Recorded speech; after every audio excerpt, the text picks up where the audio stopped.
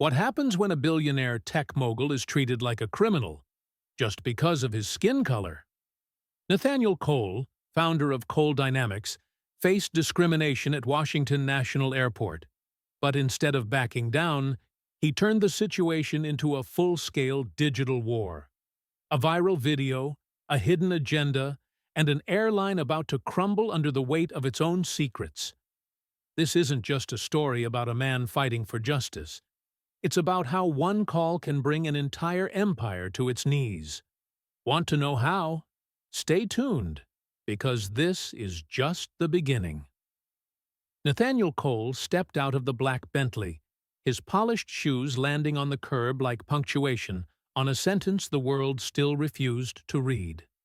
He looked sharp, a custom-cut suit, silver cufflinks glinting under the early sun. But sharp didn't always mean respect. Not here, not today. The airport buzzed with motion, but Nathaniel moved like time bent for him, deliberate and precise, his carry-on rolling quietly behind him. No one at Washington National Airport knew his name. Not yet. Not the older white woman at the check-in desk who looked through him, not at him. Her eyes narrowed just slightly, a twitch of recognition that came not from familiarity, but from something uglier. 3 seconds passed before she whispered, "Security," without so much as a raised voice. Nathaniel didn't flinch. He had seen this play before. His face, calm as stone, revealed none of what was building beneath it. As the guard approached, the tension in the air grew thick, like a storm deciding whether to break. Passengers turned away, some curious, most indifferent, but not Jamal. The young intern in a crisp Regalis Airways badge stood frozen near the wall, eyes wide. He knew exactly who Nathaniel was, knew what this man had built, knew that he wasn't just anyone. He was Nathaniel Cole, tech icon, billionaire, visionary, but even legends get mistaken for threats when their skin is the wrong shade. Nathaniel didn't argue, didn't raise his voice. Instead, he reached into his pocket, calm as ever, and spoke into his phone with chilling clarity. Protocol Raven. Begin observation mode. The words were simple, but their weight? Earth-shaking. Because the airline hadn't just denied a man his seat. They'd unknowingly declared war on a mind that had prepared for this very battle his whole life. The sleek hum of the airport faded behind Nathaniel as he followed the security officer down a quiet corridor. Every step was measured, not out of fear, but precision. Like a grandmaster moving his queen early in a game no one else knew had started. The officer didn't say much, just led him into a small, sterile room with fluorescent lights that hummed louder than the silence. Nathaniel sat down without being asked. The security supervisor, a broad-shouldered man with graying temples, entered moments later. His name tag read Victor Grant. He looked at the ID, the boarding pass, the Centurion card Nathaniel had calmly presented. Everything checked out. No red flags, no alerts, no reason, except the unspoken one that was always too loud to admit. "Apologies for the inconvenience, Mr. Cole," Grant said, the discomfort in his voice poorly disguised behind the official tone. Nathaniel studied him for a beat. "Is it, though?" he asked, his voice still soft, but edged with something colder now. Victor's eyes met his briefly, then dropped. "Protocol," he murmured. "Your silence speaks volumes," Nathaniel replied, then stood. "Am I free to go?" Grant nodded stiffly, but Nathaniel didn't move. His phone buzzed, a message from an unknown number. "Mr. Cole, this is Jamal Barnes, intern at Regalis. What happened to you was wrong. We respect you. I respect you." Nathaniel read the message twice, then typed back, "Stay observant. Truth always reveals itself to the patient." Outside, the world kept turning. Inside Regalis Airways, wheels had begun spinning fast. faster than they could be stopped. In a black SUV idling across from the terminal, a woman named Leah Okoro tapped her earpiece. Her sharp eyes watched every exit, every movement. A former CIA counter-intel officer, now head of global security for Coal Dynamics. She didn't flinch when her phone rang. "It's me," Nathaniel said. "Protocol Raven is live, full spectrum. Start observing." Leah's response was immediate. "Understood. Assets are in place. They'll feel the ground shift before they see it coming." Nathaniel didn't need to reply. He'd spent years preparing for this moment, a moment when quiet prejudice would finally be forced to face a storm built in silence. The game had begun. Jamal's fingers trembled slightly as he clutched his phone, heart pounding in his chest. He hadn't meant to get involved. Interns weren't supposed to see things, let alone speak on them, but what he'd just witnessed wasn't something you unsee. A man, the man, was treated like a trespasser in a space he had every right to be in. Jamal had studied Nathaniel Cole's work in college. His senior project was built off one of Cole's early algorithms. He wasn't just a name to him. He was the reason Jamal even applied for this internship. Now, that man had been escorted away like a threat. Jamal knew he had to do something. He opened a secure chat app and messaged his friend in the IT department. "Bro, Regalis just messed with Nathaniel Cole. I mean, the Nathaniel Cole." Derek Wells, sipping coffee in a quiet break room 2 floors above, nearly choked when he read it. "Are you kidding me? The guy who basically built the systems running this airport?" "Dead serious," Jamal replied. Security took him out of the lounge, treated him like he forged his own boarding pass. "We're screwed," Derek typed, before immediately making a call. Meanwhile, in the security office, Victor Grant sat behind his desk, re-watching the incident on screen. He rewound it, played it again, and again. Each time, Sandra McKee's face filled the frame. Each time, her disdain became more obvious. Her body language, her tone, her eagerness to escalate, none of it sat right. And Nathaniel? Calm. Too calm. Like a man who had played this exact scenario 1,000 times in his head. Grant rubbed his eyes. Something about this felt bigger. And he was right. Because across the country, in a high-rise office with a view of the bay, Coal Dynamics was already moving. Leah was piecing together a digital dossier. "Regalis," she said into her secure line, "has a soft underbelly, and it's showing. Offshore accounts, outdated cybersecurity, buried HR complaints." Leah's voice was cold, precise. "They thought they were untouchable. Let's remind them. Systems built on bias are the easiest to break." The sun was starting to dip behind the airport terminals when Regalis Airways CEO, Charles Whitmore, poured himself a generous glass of scotch in his office. He had just returned from a round of golf with a senator who owed him favors, the kind of favors that kept regulations buried and profits high. To him, today was just another routine victory in the quiet war of influence. That changed the moment his assistant buzzed through. "There's a situation at Washington National involving a high-profile passenger." Charles rolled his eyes. "Put PR on it. They know the drill." But when the voice on the line said the name, Nathaniel Cole, Charles froze mid-sip. "Who?" "Nathaniel Cole, sir. Founder of Coal Dynamics. The AI guy." Charles waved it off. "Tech guy, right? African-American fellow?" "Yes, sir. And someone filmed the incident. It's spreading." Back in the break room of the airport, Sandra McKee basked in her usual self-righteous glow. She was telling anyone who would listen that she was just doing her job. Protecting premium spaces, she called it. But Erica, the younger gate agent who'd quietly watched it all unfold, wasn't buying it anymore. "He had every right to be there," she said. her voice low but steady. "You went out of your way to stop him." Sandra scoffed, her eyes hard. "Men like that always want special treatment." "No," Erica replied, her voice sharper now. "He wanted equal treatment. You couldn't give it." The room fell silent. And in that moment, something shifted. Far from the airport, in a dark SUV parked along the curb of Regalis Airways headquarters, Leah's team monitored everything. "Phase 1 is active," she reported in her comms. "We've pulled their safety records. They're cooked. Multiple sexual harassment settlements, all buried.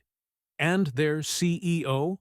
He's golfing with senators while the whole place burns." Back in the skies, Nathaniel's flight was quiet, calm, the opposite of everything he'd just left behind. But his mind wasn't resting. A simple message popped up on his phone. "Phase 1, ready. On your command." He looked out the window at the horizon. "Begin," he replied. "Then we expose them, piece by piece." By the time Nathaniel's flight touched down in San Francisco, the internet was on fire. Shaky cell phone footage of the incident had gone viral. Sandra's voice dripping with condescension, Nathaniel's composure unshaken, the moment security escorted him out like a trespasser in a world he helped build. One post simply read, "This is what happens when you fly while black." Another showed side-by-side images. Sandra McKee's corporate headshot, beside a freeze frame of her scowling at Nathaniel in the lounge. Nathaniel sat in the back seat of his waiting car, phone buzzing non-stop as news anchors and hashtags began taking over the digital space. Fly while black. Regalis revealed. Nathaniel Cole. Leah's voice came through the secure call. "Social media's trending hard in our favor. Regalis is scrambling, and our insertion into their internal systems already working. We're watching them from the inside." Nathaniel didn't smile, but a quiet satisfaction flickered in his eyes. "Keep applying pressure," he said. "No one escapes the truth forever." That same truth was slowly strangling Regalis from the inside. IT systems began glitching. Bookings vanished and reappeared. First-class customers were randomly downgraded to coach. The payment system double-charged credit cards, then declined refunds. At first, Regalis blamed technical difficulties, but inside the Dallas IT center, panic was spreading. "It's not just a glitch," whispered one analyst to another. "It's like someone knows exactly where to hit us. This isn't random. It's targeted." Back at Regalis headquarters, CEO Charles Whitmore sat in a private boardroom, scowling as crisis managers explained the damage. "Just blame the employee and move on," he barked. "No one has the attention span for outrage anymore." But his chief communications officer, Teresa, wasn't convinced. "This isn't blowing over, Charles," she warned. "And Mr. Cole, he's not just anyone. He's playing the long game." Charles rolled his eyes. "Then let him play. We'll bury this, like we always do." But outside their walls, the dominoes had already begun to fall. Victor Grant sat alone in his dim office, the security footage of the incident frozen on his monitor. He stared at Sandra's face, her sneer, her posture, her clear hunger to assert power over someone who'd done nothing wrong. It wasn't just a procedure. He knew that now. Maybe he'd always known. For 20 years, he'd watched incidents like this get swept under the rug. Follow protocol. Stayed silent. But this time felt different. Because this time, the man being dragged out of the lounge didn't just have influence, he had reached. And Victor? He was tired of being complicit. His phone rang. Unknown number. He hesitated, then answered. "Grant." "Mr. Grant?" came a woman's voice, calm and precise. "Leah Okoro, head of global security at Cole Dynamics. We need to speak, privately." Victor stiffened. "How did you get this number?" "That's not important," she replied. "What matters is that Mr. Cole noticed how you handled yourself yesterday. He respects professionalism, even under pressure. But he wants to know, were you just following orders, or did you feel it too?" Victor didn't answer right away. "I was doing my job," he said finally. "Whose job?" Leah asked. "The airport's, or the system's?" Silence. "Then, what does he want from me?" "Nothing," she said, "except the truth, when the time comes." Meanwhile, Jamal sat in the staff cafeteria, watching other employees whisper in corners and scroll through their phones. Everyone had seen the video. Everyone had heard the rumors. But few knew what he knew, that Regalis had messed with the wrong man.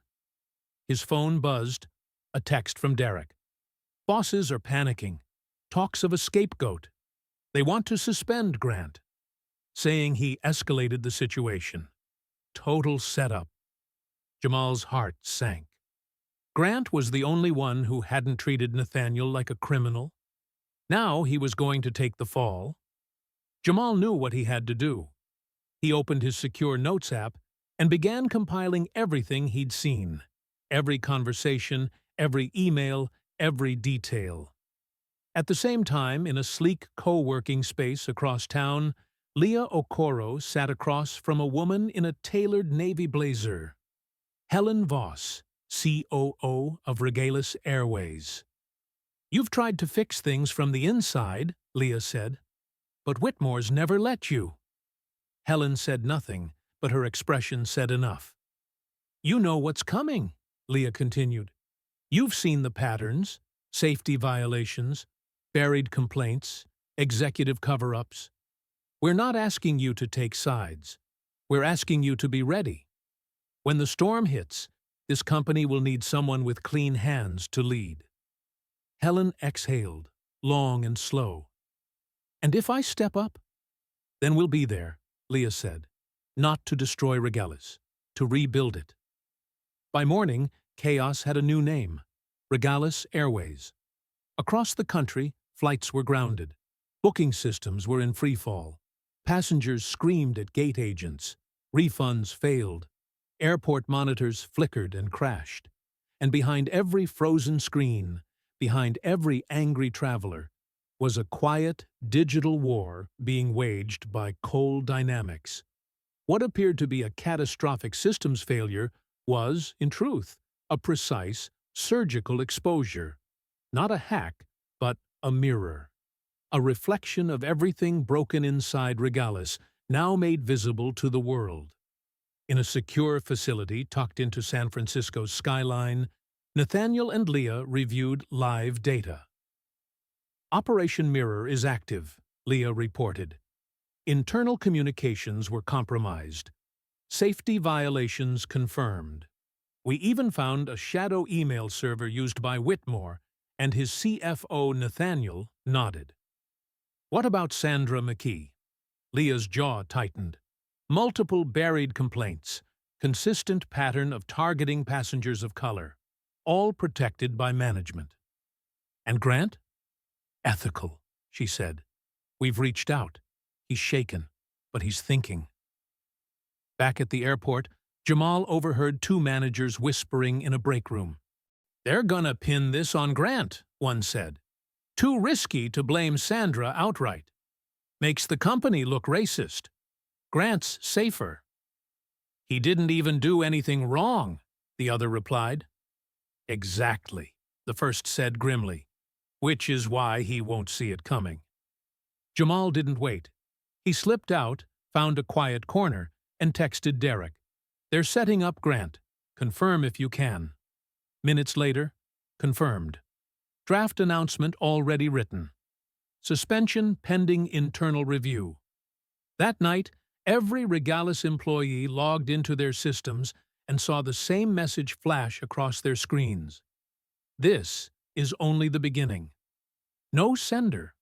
No trace. Then it vanished. In his office, Charles Whitmore stared at his phone as the board's emergency meeting buzzed around him. Stock had dropped another 12%. Major clients were threatening lawsuits. The press had caught wind of a deeper investigation. "I want this contained," he growled. "Now! Bring me Ethan Ross." The room went silent. Ethan Ross, the fixer. A shadow with a LinkedIn profile scrubbed of anything real. If Charles was summoning him, it meant one thing. The war had just gone nuclear. Ethan Ross entered Regalis headquarters just before midnight. No announcement, no smile, no wasted words. Lean and sharply dressed, he moved like a man who never asked twice. "This is worse than you described," he told Charles, tossing a tablet onto the desk. "You've been hacked. Thoroughly. Stock is bleeding, employees are scared, and the media's circling like vultures." Charles leaned forward, desperate. "Can you fix it?" "I can manage it," Ethan said coolly, "but it'll require full control. No more red tape. I want access to internal communications, personnel files, and anyone sympathetic to Cold Charles nodded. "Whatever it takes." By morning, Regalis looked like a police state. Extra security guards. Employee accounts frozen for review. Interns questioned like spies. Jamal was among the first pulled into a quiet conference room. Ethan didn't bother with small talk. "You've been communicating with Derek Wells," he said, without looking up from a file. "You expressed concern about Mr. Cole. You accessed internal messages. You're either helping us, or you're out." Jamal's throat went dry. "You have two options," Ethan said, finally meeting his eyes. "Option 1, fired, blacklisted, maybe even sued. Option 2, stay, keep working, but you report directly to me now." In another room across the terminal, Victor Grant faced a similar interrogation from one of Ethan's deputies. "You accessed the footage multiple times after hours. You took a call from Leah Okoro. That makes you a threat." Victor stared back, stone-faced. "I followed the procedure." "Maybe," she said, "but procedure won't protect you anymore." Across town, Leah met again with Helen Voss. The Regalis COO looked exhausted, torn. "I've stayed quiet for years," Helen admitted, "tried to change things from within. But Whitmore controls everything." "That control is slipping," Leah replied. "And when it collapses, the board will need someone clean, someone real." Helen looked at her, wary. "And you think that's me?" "I know it is, because we've made sure they know it too." In a quiet hotel suite, Nathaniel stood by the window, watching the fog roll over the bay. His phone buzzed. Leah again. "Ethan Ross is burning the place down from the inside," she said. "He's trying to dig up dirt on you now. Already pushing a fake misconduct story." Nathaniel didn't react. "Intercept it, then reverse it." "Already working on it." "Good," Nathaniel said. "Let them panic, while we build what's next." The storm had arrived in full force. By the time the press conference was scheduled, Regalis was already in the middle of a PR nightmare. Ethan Ross had tried to control the narrative, but every attempt to bury the truth only unearthed more. Internal emails had leaked, showing executives laughing about past incidents of racial profiling, as well as a cache of documents proving their cover-ups of safety violations. The media had been relentless, and Nathaniel's name was now a symbol of more than just the injustices he faced. It was a rallying cry for anyone who'd ever been overlooked, dismissed, or pushed aside. In a sleek conference room, Charles Whitmore prepared for the inevitable damage control. The PR team worked furiously, drafting responses to each new leak, each new revelation. They knew they couldn't avoid the storm any longer. They had to face it head-on. But Charles couldn't shake the sinking feeling that the battle had already been lost. Regalis wasn't just fighting against Nathaniel Cole anymore. They were fighting against a movement, a story that had gone beyond one man's experience. It was about every passenger who'd ever been mistreated, every minority who'd felt the sting of prejudice in the air. Leah was watching every step from her position, monitoring the situation.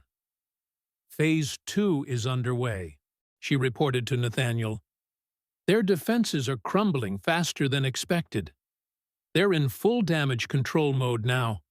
We're pulling the last of their cards from under the table. Nathaniel's voice was calm as ever. Good. Let them scramble. The truth will tear them apart from the inside. At Regalis, things had only gotten worse. The board of directors was in an emergency meeting, faces grim. Teresa, the chief communications officer, could no longer deny the extent of the damage. We need to consider all options, she said, her voice steady despite the panic. Whitmore has already lost credibility, and we're hemorrhaging money. There's no way this will blow over without major concessions. And who will make those concessions? One of the board members asked. Whitmore? The room fell silent. Meanwhile, Helen Voss sat in a nearby office, making her decision. She'd been offered a lifeline, an opportunity to step in and take control, but the weight of her choice was heavy. She could stay on the sidelines or step up and take the reins of a company that had been crippled by years of mismanagement, arrogance, and negligence. The world was watching, and now it was her turn to decide what kind of leader she would be. She picked up her phone and made a call. Leah, I'm in, she said. Get ready for change. The pieces were in place. Nathaniel knew what was coming next. The public reckoning, the collapse. And then, when the dust settled, Regalis would have no choice but to rebuild. And they'd have to do it with him watching every step, ensuring they built it right this time. The next morning, Regalis Airways was on the defensive. Media outlets across the country were broadcasting their crisis, and news anchors struggled to make sense of the chaos. Breaking news: Regalis Airways continues to spiral, as leaked documents reveal widespread racial discrimination and safety violations within the company. The lead anchor announced, a grim expression on their face. Footage from the airport incident played on a loop. Sandra McKee's face contorted in disdain, while Nathaniel Cole remained unshaken, his poise only highlighting the injustice. In the boardroom, panic set in as the crisis team scrambled to formulate a response. But it was too late. Nathaniel Cole had ensured that everything Regalis had hidden would be dragged into the light. It wasn't just an issue of one man being mistreated. It was a deeper, systemic problem, one that no amount of corporate spin could fix. Regalis's reputation was fractured beyond repair. As the CEO of Cole Dynamics, Nathaniel knew he was in a unique position. He didn't just have the power to expose corruption, he had the influence to help reshape the narrative. His actions weren't just about righting a wrong. They were about dismantling a corrupt system that had gone unchecked for too long. And as Regalis continued to implode, Nathaniel made one more call. Leah, I need you to coordinate with Helen Voss, Nathaniel said, his voice calm but firm. We've reached the point where it's no longer about exposure. It's about rebuilding. We can't just destroy this company. We need to offer a way forward. Leah's voice came through the line, sharp and precise. Understood. Helen's ready. We're making sure the board knows that they have an option other than collapse. Nathaniel stood by the window, the city stretching out before him. Let's make them choose the future, not the past. Meanwhile, back at Regalis headquarters, Charles Whitmore's worst fears were coming to life. As the stock continued to plummet, he watched his company slip further into disarray. But even now, as the world's eyes were fixed on him, he refused to take responsibility. Instead, he doubled down, refusing to acknowledge the systemic issues plaguing his airline. It was all about power, and he wasn't about to let go. But when Helen Voss made her move, everything shifted. She stood before the board, calm and resolute. "Regalis has reached a tipping point," she began. "We have two options. We continue down the path of denial and corporate arrogance, or we step into the light and take accountability. If we want to save this company, we need to change not just the way we operate, but who we are. We have to be ready to rebuild from the ground up, with transparency, fairness, and accountability as our foundation. I'm offering to lead that change, but only if we're ready to make it." The room was quiet, but Helen's words were heavy. It was clear that the board was at a crossroads, and Helen had just placed herself at the center of the storm. Outside, Nathaniel smiled faintly, watching as Regalis began to fight for its survival. But he wasn't done yet.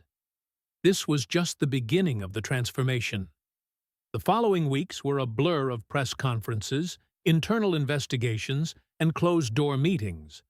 Regalis Airways was in the throes of an identity crisis, torn between the hard truths Nathaniel Cole had forced them to confront and their own entrenched systems of denial. But one thing was certain. The company would never be the same. Helen Voss took the reins. She was sharp, strategic, and exactly what Regalis needed to begin the painful process of transformation. She made sweeping changes, starting with a full-scale review of the company's policies, from safety standards to employee training to customer relations. The revelations were damning, but instead of doubling down like Whitmore had, she faced the storm head-on, admitting the company's failures and outlining an ambitious plan for restitution. Meanwhile, Nathaniel's efforts continued behind the scenes. His team at Cole Dynamics worked tirelessly to ensure that Regalis not only changed from within, but was also held accountable to the public. The digital dossier they'd compiled was turned into an unassailable report, which was then presented to regulatory bodies, major clients, and even lawmakers. Nathaniel wasn't just seeking justice for himself. He was ensuring that no one else would be subjected to the same systemic bias that had nearly ruined his reputation. The media frenzy began to shift. Where once the story was about a billionaire tech mogul fighting for his dignity, it became about the larger fight for corporate accountability and the dismantling of systems that allowed racism and discrimination to flourish unchecked.